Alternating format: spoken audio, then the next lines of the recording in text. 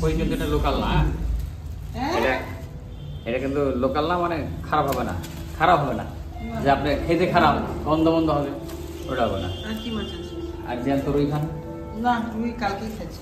এই আছে বৌদি আমার কাছে, চিংড়ি আছে। আবার খাবে না তো, অ্যালার্জি মেলার্জি হয়ে যাবে। মাছ আছে না? কাতল মাছ দেই।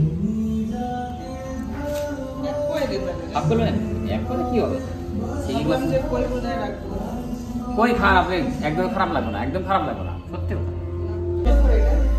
এটা 1500 টাকা, 1500। হাফ কেজি বেশি আচ্ছা, হাফ কেজি কি? হাফ করলে কাটলে 250 হবে, এখানে আপনি কাটে। বন্ধুরা সকালবেলা স্নান করে পুজো দিয়ে চা খেতে বসেছি।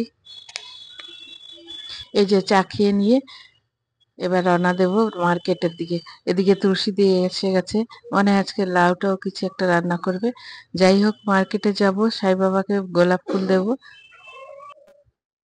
এই যে দোকানে এসে গেছি, কত রকমের ফুল দেখলেই মনটা ভরে যায় আর সব কিছু কিনতে ইচ্ছা করে। যাই হোক গোলাপ আর গাঁদা ফুল কিনে আমি বাড়ির দিকে রওনা দিলাম।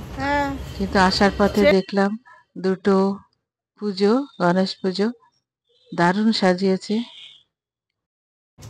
বন্ধুরা চলুন দেখি তুলসী কি রান্না করেছে আজকে। চিংড়ি মাছ, মুড়ি ঘন্ট, লাউ ঘন্ট মাছের মাথা দিয়ে, মসুর ডাল লাউ দিয়ে,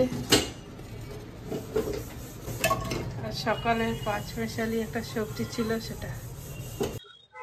তো আজকের মতো ভিডিওটা এখানেই শেষ করছি, দেখা হবে পরের একটি ব্লগে। বাই।